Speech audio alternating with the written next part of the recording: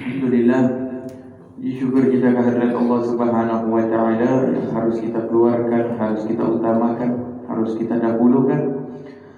Rasa syukur kita kepada Allah Subhanahu wa taala yang masih mengumpulkan kita kembali di tempat yang insyaallah hadiyatan minna wasilah wa rahmatan nazilah. Tempat yang insyaallah tersambung dari hidayah dari Allah Subhanahu wa taala. Hadirnya kita pasti membawa hidayah.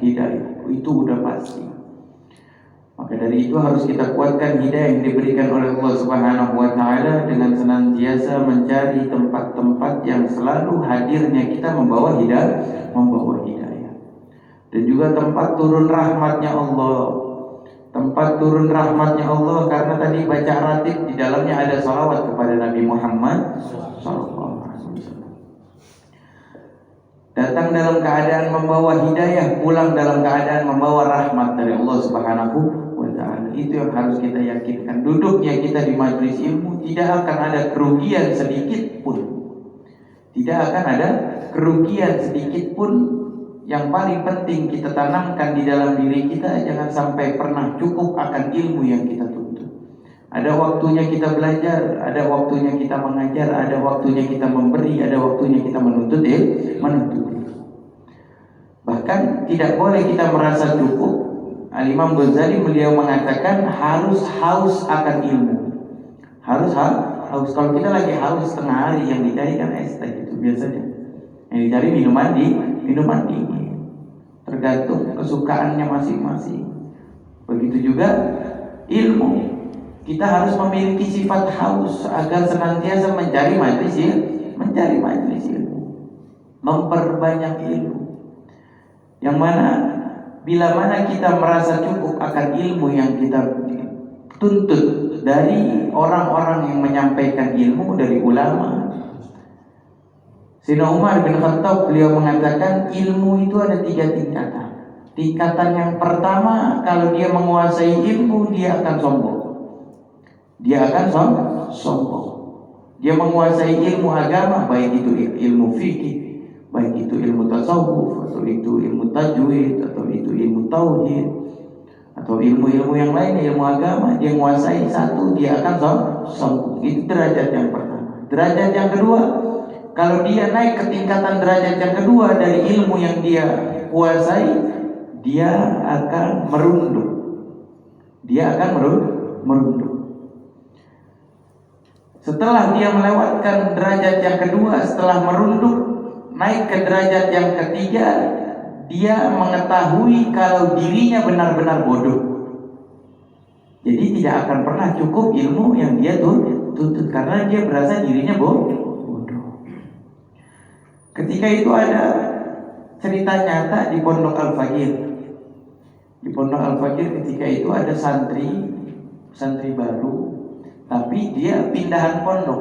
Berarti kan dia udah belajar kitab juga. Ketika itu belajar mengatakan kepada guru yang sedang mengetes dia untuk menempatkan kelasnya, nih pantasnya kelas berapa. Dia berkata, "Ustaz, saya sudah belajar Fathul Mu'in, saya sudah belajar Zubat, saya sudah menghatamkan fikih ini, fikih itu, saya sudah hafal Zubat, saya sudah hatam Jurumiyah," semua diucapkan. Kemudian dia berkata, "Saya mau ditempatkan kelas sesuai dengan apa yang sudah saya pelajari, jangan lagi dari bawah, capek." Tuh, dia berkata seperti itu. "Oh baik, kalau emang kamu mau ini masuk di kelas sesuai dengan hafalan yang sudah kamu hafal, kamu lakukan dulu di depan saya sholat fardu, sholat menggunakan wajibnya saja. Sholat menggunakan wajibnya saja." Oh baik, dia siap, karena dia udah berasa punya ilmu, baik dia siap. Baru takbiratul ihram, Allahu Akbar. Ini Ustaz langsung ngomong, "Kamu dari dasar lagi. Kamu dari dasar lagi." Loh kok dari dasar lagi? Saya nyuruh kamu sholat menggunakan wajibnya saja. Kenapa engkau tambahkan sunnah dari awal? Karena takbiratul ihram itu wajib, mengangkat tangan sunnah. Ngulang lagi dari awal. Tidak boleh kita berasa cukup akan ilmu. Tuh, tidak usah kita belajar tinggi-tinggi, banyak yang sekiranya itu harus kita kaji akan keilmuan untuk menyempurnakan ibadah kita kepada Allah Subhanahu wa ta'ala. Seperti itu contoh orang yang berasa cukup akan ilmu. Di sini kita akan membahas kitab Risalatul Jami'ah yang dikarang oleh Imam Al-Habib Ahmad bin Jalal Habsyi. Di sini sampai di fasal wal Jumu'ah. Sudah kita membahas wal Jumu'ah, kita membahas di dalam pembahasan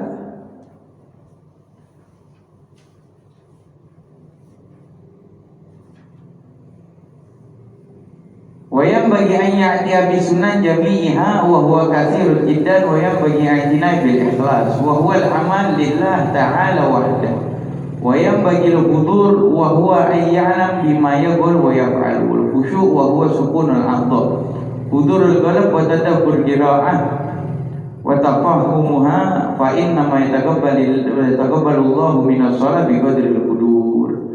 Setelah kita membahas wajibnya sholat, apa-apa yang diwajibkan dalam sholat, rukunnya dalam sholat, di sini dikatakan juga dianjurkan menyambungkan dengan sunnah-sunnahnya. Jangan kita udah tahu wajibnya, sholatnya pakai wajibnya aja. Ada sunnah-sunnahnya. Sebagaimana tadi takbiratul ihram. Takbiratul ihram itu wajib. Itu wajib, mengangkat tangan sunnah. Niat wajib.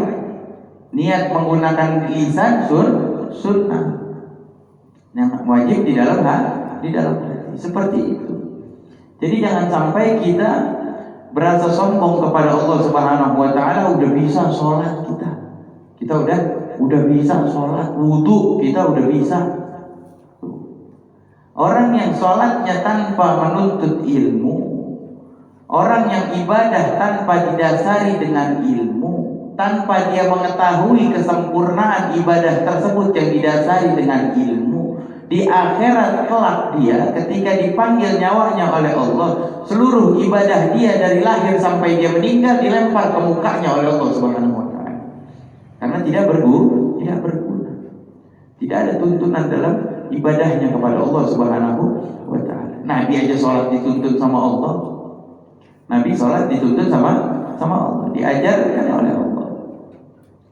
Gurunya Nabi siapa? Allah langsung. Sebagaimana dikatakan oleh Nabi Muhammad sallallahu alaihi wasallam, "Addabani Rabbi fa ahsana ta'dibi." Allah yang mendidik aku adab sehingga aku mendapatkan sebaik-baiknya adab. Ilmu ini ilmu. Di dalam kitab ini ilmu dipraktekkan menjadi adab. Nah, itu maksudnya dakwahnya Nabi Muhammad sallallahu alaihi wasallam. Ini ilmu. Bagaimana wajibatnya sholat, kalau kita langsung praktekkan itu menjadi adab kepada Allah Subhanahu wa taala. Tidak akan kita sembarangan dalam sholat kita, tidak akan sembarangan karena kita mempraktekkan ilmu. Kalau mempraktekkan ilmu itu menjadi adab. Tuh, seperti itu. Ilmu itu catatan yang tertulis ini ilmu. Kemudian kita rekam di otak kita masih ilmu. Kita praktekkan di dalam diri kita, bersosial kepada keluarga, beribadah kepada Allah. Kita praktekkan bersosial di masyarakat, itu menjadi ada. Itulah dakwahnya baginda Nabi besar Muhammad sallallahu alaihi wasallam. Di sini dikatakan wayam bagi ayat sunan, untuk menghadirkan kesunahan dalam ibadah kepada Allah Subhanahu wa taala, khususnya di dalam sholat sangat banyak. Wayam bagi li'tina'i bil ikhlas, yang pertama didasari dengan sifat ikhlas. Makna ikhlas itu saya udah ikhlas ibadah udah karena Allah, bukan begitu ikhlas. Sedekah misalkan, udah saya ikhlas sedekah. Dia mau diucap menggunakan lisan atau tidak diucapkan dengan lisan, bukan seperti itu ikhlas. Ikhlas itu mampu melupakan amalnya. Itu ikhlas. Kalau masih ada tertanam di dalam diri kita akan amal kita, sedekah kita, itu belum ikhlas. Ikhlas itu mampu melupakan amal kita kepada Allah atau amal kita kepada manusia. Itu ikhlas. Biarpun pura-pura lupa. Tuh, makanya kita kalau bersosial ataupun beribadah kepada Allah, jangan kita ingat-ingat udah. Jangan kita ingat. Itu akan menanamkan sifat ikhlas kita kepada Allah Subhanahu wa taala. Enggak. Sholat kita diingat, udah sholat sama udah cakep ibadahnya, udah cakep. Di dalam diri kita tanamkan seperti itu. Mau gimana mau bertambah ibadahnya. Begitu juga kepada kalangan masyarakat, begitu juga di kalangan bersosial. Bila mana kita menyumbangkan pola pikir kita, itu kan berarti membantu orang. Usahakan ikhlas, tenaga kita usahakan ikhlas. Itu makna ikhlas, mampu melupakan amal kita kepada Allah dan kepada manusia. Sehingga kita terus berbuat kebaikan, berasa kosong. Berasanya kosong. Itu makna dari ikhlas. Wa huwal amal lillahi ta'ala wahdah. Ikhlas itu amal karena Allah Subhanahu wa taala. Wa yang bagi hudur. Ketika sholat ini hudur. Hudur ini wa huwa ayya'lam bima yaqul wa yaf'al. Hudur ini hadir, hati kita hadir, mengetahui dan juga sadar dengan apa yang kita ucapkan dan dengan apa yang kita gerakkan. Dan juga khusyuk. Khusyuk wa huwa sukunul a'dha, terdiam organ tubuhnya udah khusyuk. Hati kita hadir. Kadang kita sholat ini semua kita manusiawi, itu sifat manusia. Kita lagi sholat, hati kita ada di rumah, hati kita ada di kantor, hati kita ada di wajah manusia, hati kita ada di kalangan rumah, hati kita ada di sini. Hati itu nyata, itu manusiawi, itu yang harus kita hilangkan. Dianjurkan hudur, hadir hati kita, khusyuk hati kita. Detik itu ketika kita takbiratul ihram memang sulit. Orang Allah ciptakan syaitan khusus mengganggu sholat. Allah ciptakan syaitan khusus mengganggu hambanya Allah ketika sholat. Tuh. Adanya naik kelas kan adanya ujian. Adanya ujian kan sabab guru yang nulis soal. Guru yang nulis soal. Begitu juga ibadah kepada Allah. Lulus tidaknya kita tergantung dari ujian atau musibah, cobaan yang Allah siapkan. Ketika kita sholat ada syaitan khusus untuk mengganggu hambanya Allah ketika sholat. Lupa naruh kunci motor jadi ingat. Tuh, itu udah biasa. Yang lupa jadi ingat. Tuh. Yang kagak ada pikiran ketika kita takbiratul ihram tuh kagak ada pikiran apa-apa. Ketika takbiratul ihram yang lupanya 1 minggu jadi ingat. Itu syaitan. Itu yang harus kita lawan, itu yang harus kita hilangkan. Makanya diajarkan dari awal ketika kita berwudu. Ketika kita berwudu niatnya yang benar, susunannya yang benar, tuntunannya yang benar. Makanya ketika kita berwudu, usahakan juga kita selalu menjaga wudu tersebut. Itu pentingnya wudu akan dijaga oleh Allah Subhanahu wa ta'ala. Pentingnya beribadah khusyuk. Ketika beribadah pentingnya kita hudur dan juga khusyuk. Di sini wa huwa sukunul a'dha, terdiamnya organ tubuh kita. Wa hudurul qalb, dan hatinya hadir. Hatinya hadir. Usahakan hati kita ikut hadir. Coba kita lihat benar-benar contoh Al-Imam Ali karamallahu wajhah.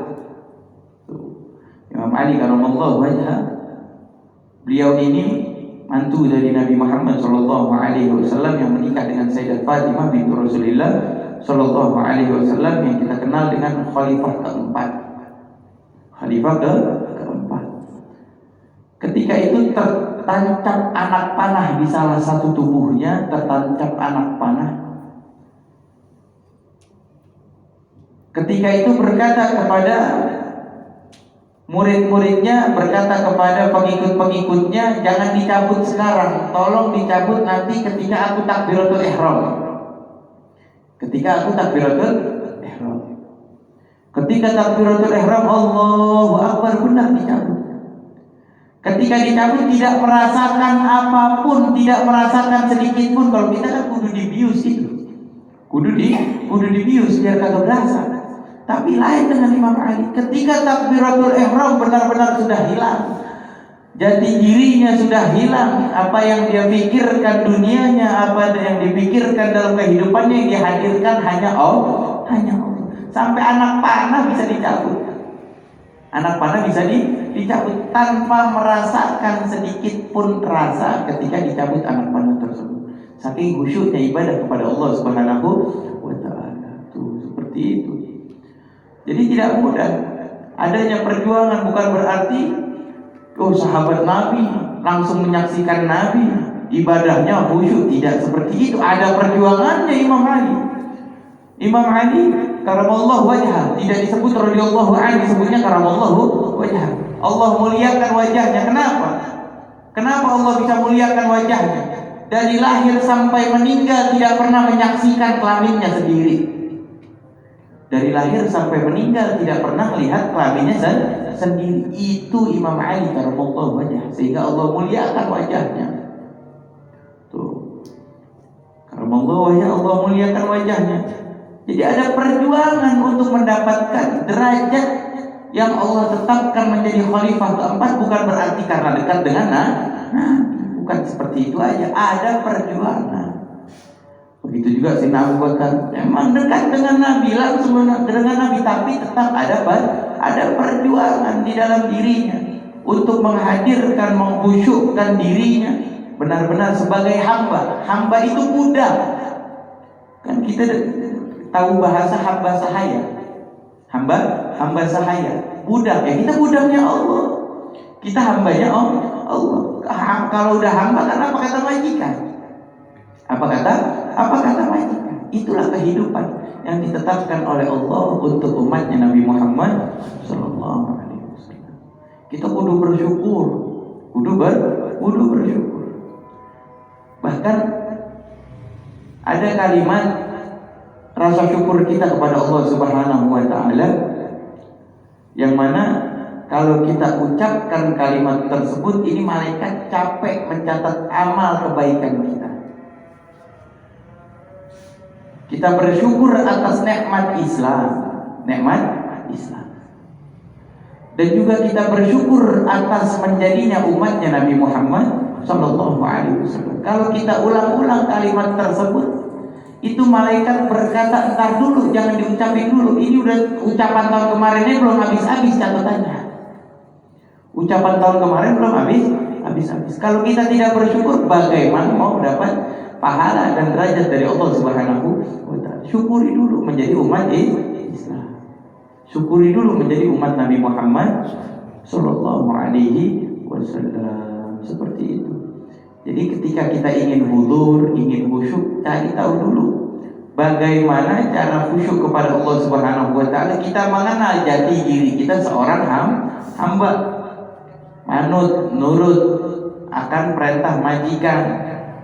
Raja di atas raja adalah Allah, Malikul Mulki, yang selalu kita baca ketika Asmaul Husna. Malikul Mulki Jalla Jalaluh, raja di atas raja, Allah Subhanahu wa ta'ala. Nah, kita selaku hamba ikut hadir hati kita ketika sholat.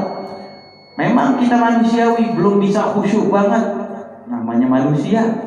Bahkan Allah menciptakan ujiannya syaitan khusus untuk mengganggu umatnya sholat. Dan tugas kita apa? Terus bersemangat untuk bisa khusyuk hati kita, hadir hati kita, agar mendapatkan kesempurnaan ketika sholat, mendapatkan derajat yang diridhai oleh Allah atas umatnya Nabi Muhammad sallallahu alaihi wasallam. Fa inna ma yataqabbalullahu minas shalah biqadril hudur.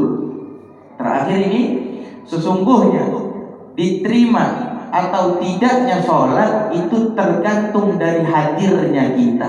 Hadir bukan berarti hadir jasadnya doang, hadir hati kita. Jadi seperti itu. Diterima atau tidaknya sholat itu kuat kepada hadir atau tidaknya diri kita ketika beribadah kepada Allah Subhanahu wa ta'ala. Pentingnya kita mengkaji dan juga menelaah dan juga evaluasi ibadah kita kepada Allah Subhanahu wa ta'ala, agar ibadah kita diterima oleh Allah Subhanahu wa ta'ala, baik puasa ataupun sholat atau sedekah atau yang lainnya, karena semuanya itu harus didasari dengan ikhlas kepada Allah Subhanahu wa ta'ala. Mudah-mudahan Allah Subhanahu wa ta'ala menguatkan iman Islam kita, meningkatkan ketakwaan kita, meningkatkan kecintaan kita, dan mudah-mudahan ilmu kita dijadikan ilmu yang bermanfaat. Allah Subhanahu wa ta'ala mengkhusyukkan ibadah kita, menerima ibadah kita, menerima sedekah kita, menerima sholawat kita, menerima sholat kita, menerima puasa kita, khususnya di awal tahun ini ala hadhihi niyyah wa li kulli sholih wa ala hadratin Nabi Muhammadin sallallahu alaihi wasallam bi sirril Fatihah. A'udzubillahi minasyaitonir rajim.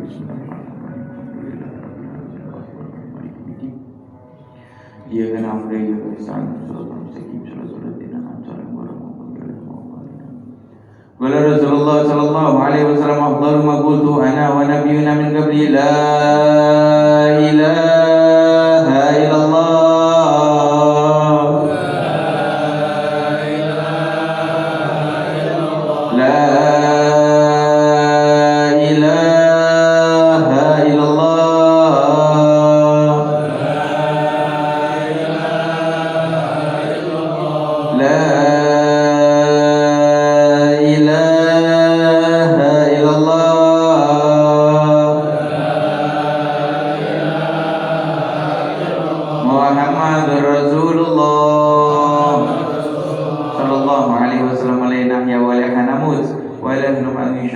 العالمين آمين. اللهم بحق الفاتحة وبكرامة الفاتحة وبشفاعة الفاتحة وبمعجزة الفاتحة يا فارج الهم يا كاشف الغم يا من ليأتيه يغفر ويرحم. ربنا هب لنا من أزواجنا وذرياتنا قرة أعين واجعلنا للمتقين إماما.